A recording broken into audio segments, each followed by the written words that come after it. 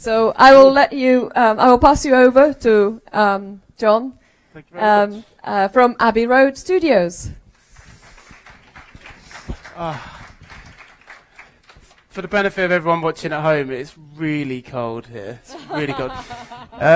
Okay, so as Michaela said, you've probably all heard of Abbey Road Studios. For those that haven't, recording studio that opened 85 years ago. There was a band that recorded there once. Okay, so what I'm here to talk about, though, is a department which I set up recently, which is specifically looking at emerging music technologies. We're calling it Abbey Road Red. That's kind of the sub-brand underneath Abbey Road.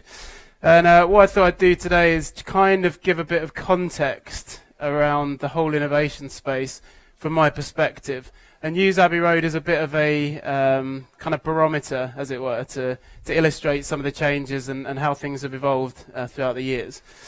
So I'm going to do a quick presentation on some of the key innovations which have happened throughout the history of recorded music tech, picked up on 7. Then I'm going to talk a little bit about the current innovation climate, then introduce Abbey Road Red properly, and then talk a little bit about where it's going to go next.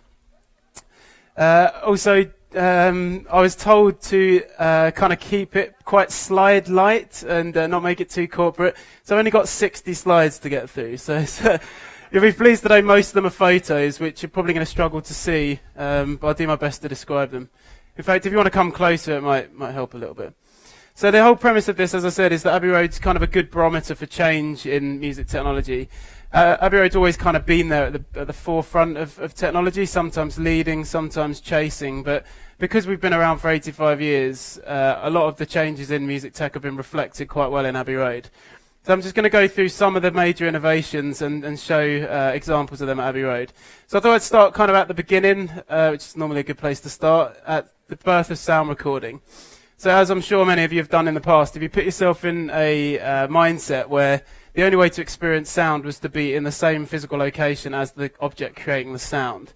That was the case up until really the late 19th century.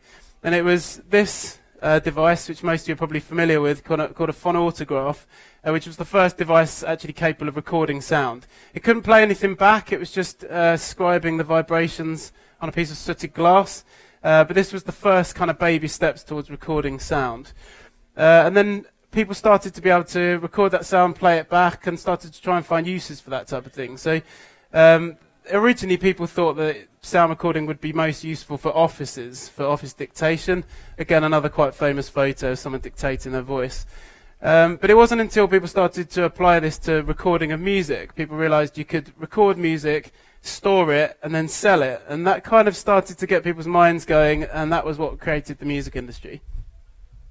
In the early days, there were things such as listening parlours, where people just went in, like HMV, and listened to tracks in a parlour.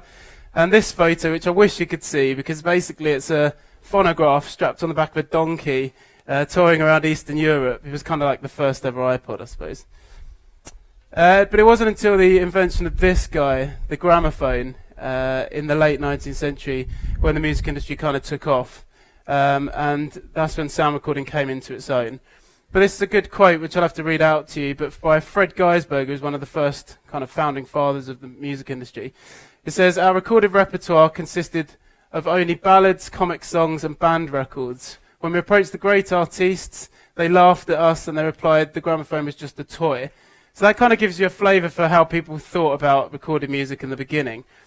But luckily some people kind of persevered, and these guys in particular from a company called the Gramophone Company are seen here cutting a first sod of soil at what went on to become their offices.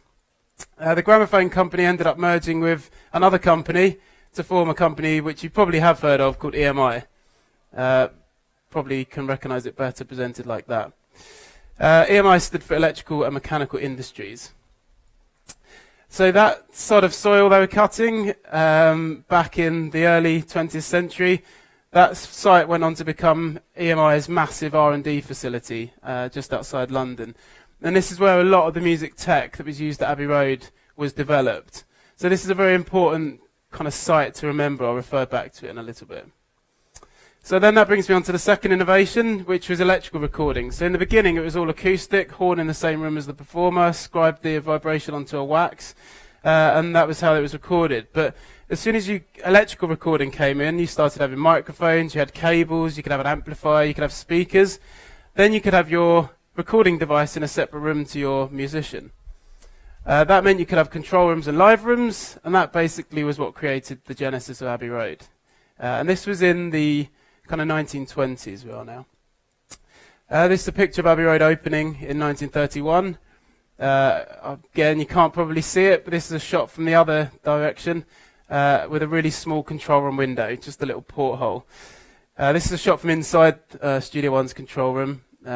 Very basic setup, mechanical lathe, scribing the vibration onto a wax, as I described. Then we get on to the third innovation, so magnetic tape recording, and now we're starting to accelerate a little bit. So magnetic tape recording was obviously very important because it meant you could edit sound. You could take two good takes and splice them together, or even down to specific notes and just edit small bits out. Obviously massive artistic impacts, but also introduced the mastering stage. You had a tape now, you had to put it onto a disc, you had to get that printed, and that was mastering. So we're still accelerating more. People started to develop multi-track tapes, obviously loads of creative applications of that, layering sounds on top of each other.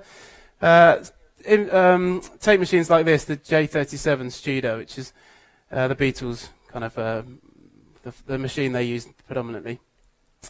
And then we're into transistors. We're into the kind of 60s now, the late 60s, early 70s. And what that meant was that people could start miniaturizing things, whereas these desks all used big valve amplifiers. Smaller transistorized circuits meant that you could make bigger desks with more channels on them. And then it made bigger desks, and obviously eventually led to these guys and laptops. And now we're into synthesizers. So synthesizers kind of use transistors quite heavily. This is a great shot from, this is actually Abbey Road staff members playing on a vocoder in this room, which I don't know if you can see, but it looks like something out of a Stanley Kubrick film. But so we're in the sort of 70s era now. And then we get into digital. And for me, that was really when things blew up. And that was kind of a turning point, as far as I'm concerned. So all of these innovations so far were kind of controlled by EMI or by the bigger companies. They internalized it. They drove the innovations forward. They controlled the whole thing. But it was when digital came along that things really started to change. And that was a pivotal moment for me. So obviously there were big kind of impacts on the whole industry. It wasn't just the recording side of the music industry, it was distribution, etc., etc.